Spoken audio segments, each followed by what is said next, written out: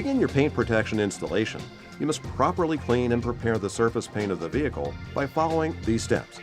First, using a slip solution, spray solution on installation surface and wipe down.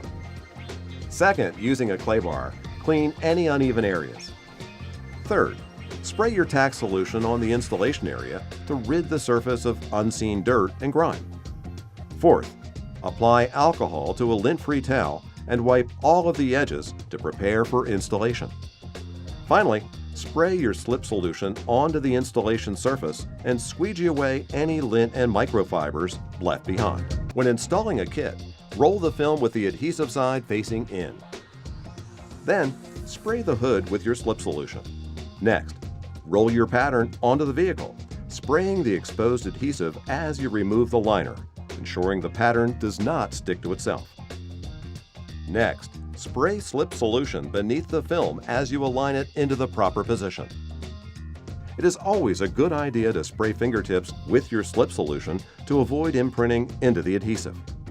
Use the tack solution to lock the film down to either side of the hood and squeegee from the closest curve towards the outer edge. You will then stretch the film to the opposite outer edge and use tack solution to lock the film down. Finish the installation by using a squeegee across the middle portion of the hood using overlapping strokes. Spray slip solution along the wheel well and temporarily squeegee the film down. Repeat on the opposite side of the vehicle. Note: do not use any alcohol. This step simply holds the film in place until it is reinstalled later. Next, pick an area towards the middle of the bumper with the most alignment points and use your tack solution to tack down the film. Bulk installations should also begin under minimal tension in the middle of the bumper.